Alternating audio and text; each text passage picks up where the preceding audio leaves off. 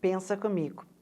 Completar 60 anos e passar a ser considerado uma pessoa idosa. Apesar disso, ter muitos projetos, muito gás e muita vontade para novos desafios. Sobre este tema, nós vamos conversar com o jornalista Mauro Weinstock, que é uma autoridade no assunto.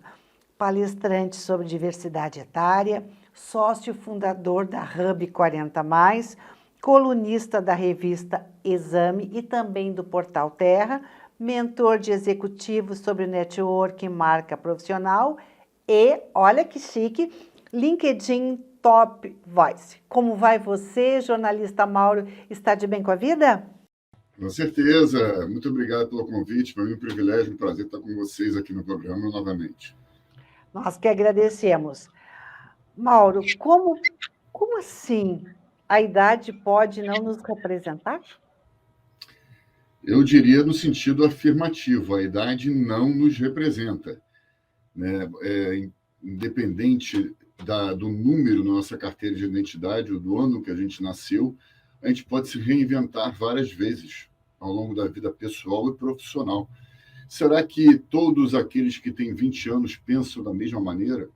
Aqueles que têm 40 anos pensam da mesma forma? Os 60 a mais têm os mesmos objetivos, os 90 a mais os mesmos interesses? Então, a gente não pode colocar caixinhas estereotipadas. Temos que pensar dessa maneira, temos que agir como tal, ou temos que ter essa ou aquela atitude. A gente que faz o nosso dia a dia, independente da nossa idade. E aí entra o conceito que eu trago muito para o nosso debate, que é o ageless. Ageless são os sem idade. São pessoas que se comportam por terem interesses, perspectivas e têm vontade de viver e ânsia por aprender. São pessoas que se juntam exatamente por quererem fazer a diferença. Não querem ser iguais, não querem ser comuns. Então, independente da nossa idade, nós temos todo o poder na nossa mão. Nós é que fazemos quem a gente quer ser. O legado não é o que a gente deixa para as pessoas, é o que a gente deixa nas pessoas. Então, chegou a hora da gente começar a fazer diferença. Chegou a hora que a gente perceber que 60 ou 70 ou 50 é um número. Nós vamos viver até os 100 anos muito em breve, ainda mais com o avanço da medicina e da tecnologia. Então, como será a nossa saúde física, nossa saúde mental, nossa saúde relacional, nossa saúde financeira? Várias questões que nós precisamos refletir hoje, mas também precisamos sair do sedentarismo ou dos pensamentos negativos e passarmos a encarar o positivo. Passamos a olhar para a vida e estar bem com ela, não é, Cristina? Com certeza. Dentro deste contexto, Mauro, tu entendes que a mulher sofre mais do que o homem?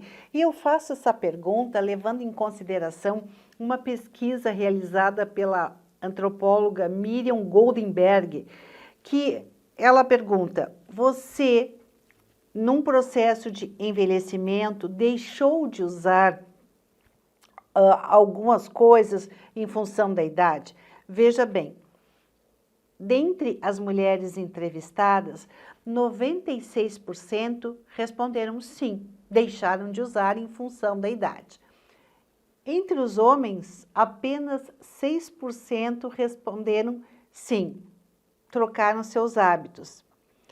Tu entende, então, que a mulher pode sofrer mais com este preconceito ou até mesmo com o autopreconceito?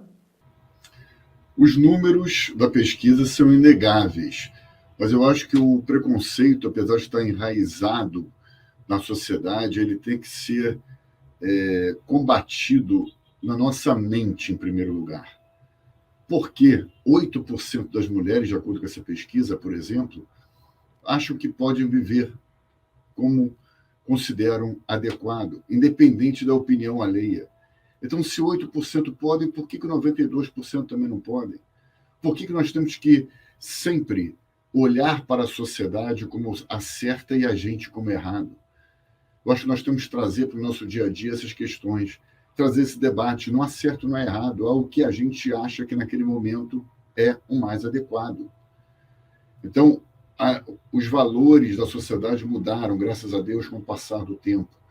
E a gente vai se adaptando a cada um deles. Eu acho que se as mulheres pensam dessa maneira, elas têm que se reformular também. Né? Pensar que nós vamos viver mais tempo. Pensar que nós podemos viver plenamente mais tempo. Eu vou citar um exemplo de uma campanha publicitária lançada algum tempo atrás pela Pantene, que valorizava justamente os cabelos grisalhos das mulheres. E teve um sucesso extraordinário. Hoje, cada vez mais, as mulheres, ainda mais com a pandemia, né, não se incomodam em deixar o cabelo grisalho. Mas isso não sou eu que defendo, nem eu estou criticando. Isso cabe a cada mulher perceber se para ela faz sentido ou não isso. Então, eu acho que combater o preconceito significa combater a nossa mente, em primeiro lugar, e depois tentar alterar cada um de nós, hoje um influenciador digital principalmente, alterar a sociedade, o nosso entorno, e se cada um fizer a sua parte, a gente vai ter muito em breve muito, mas muito menos preconceito na nossa sociedade. Eu estou me referindo a todos os tipos de preconceito. Então, a discriminação é deplorável, a gente precisa combatê-la urgentemente e diariamente.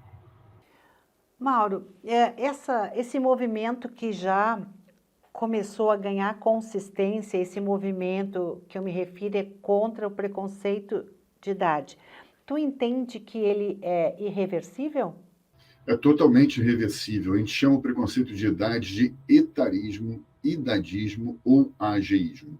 E para você perceber o quanto ele é nefasto, a Organização Mundial de Saúde fez uma pesquisa recente que detectou que uma em cada duas pessoas no mundo já tiveram algum tipo de atitude preconceituosa em relação à idade.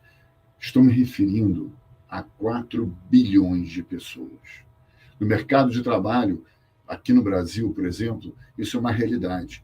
Houve uma pesquisa do InfoJobs recente que demonstrou que 70% dos colaboradores das empresas brasileiras acima de 40 anos já sofreram preconceito.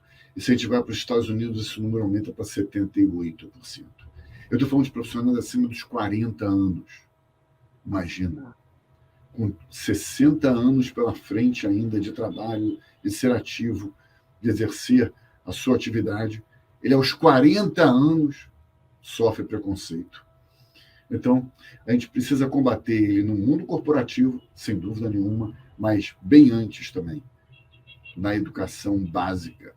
Eu defendo que as escolas brasileiras intensifiquem questões como diversidade, inclusão, preconceito, porque é a nova geração que está agora na escola primária, no maternal, é que pode influenciar a sociedade daqui a 20 anos, daqui a 30 anos. Mas ela influencia hoje também seus pais e seus avós, influenciam o seu entorno, influenciam pessoas que não foram impactadas ainda por esse comportamento que está se alterando, graças a Deus. Então, o trabalho de cada um de nós é tentar incentivar e fazer com que os outros percebam a importância desse tema e saiam da inércia. E cada um se torne também anti-etarista e não só etarista. Mauro, para encerrar, tu dirias que envelhecer não é para amador?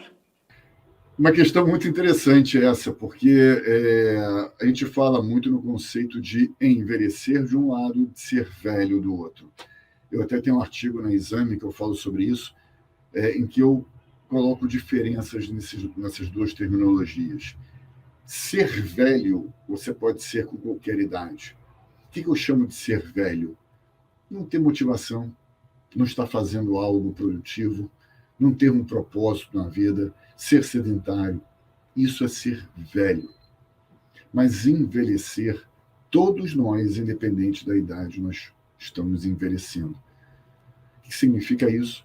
Que se a gente, no nosso dia a dia, conseguir se reinventar, conseguir aprender, conseguir se projetar, conseguir ter um networking cada vez mais abrangente, conseguir conhecer lugares e modelos novos de trabalho, por exemplo, a gente está envelhecendo, mas envelhecendo com saúde, envelhecendo com dignidade, envelhecendo com um equilíbrio todo da vida.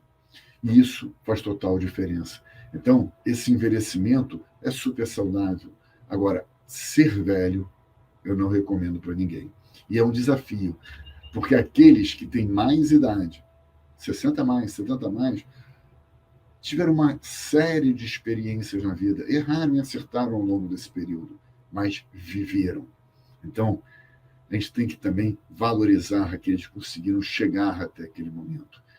E eles agora podem também ensinar gerações mais novas, e as gerações mais novas podem ensinar eles. Ou seja, essa troca entre gerações é fundamental para o crescimento de ambas.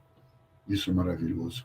Então, percebam no seu dia a dia quantas pessoas mais velhas já te impactaram. Sejam teus pais, seus avós, sejam professores, sejam mentores, sejam chefes, líderes. Quanto não vale essa experiência, esse conhecimento acumulado ao longo de vários anos, seja pessoal, seja profissional. Às vezes o aprendizado vem da vida. Né? Eu costumo falar que a gente aprende com tudo e com todos o tempo todo. Então, quando a gente consegue perceber isso e integrar tudo isso, a gente é muito mais feliz no nosso dia a dia.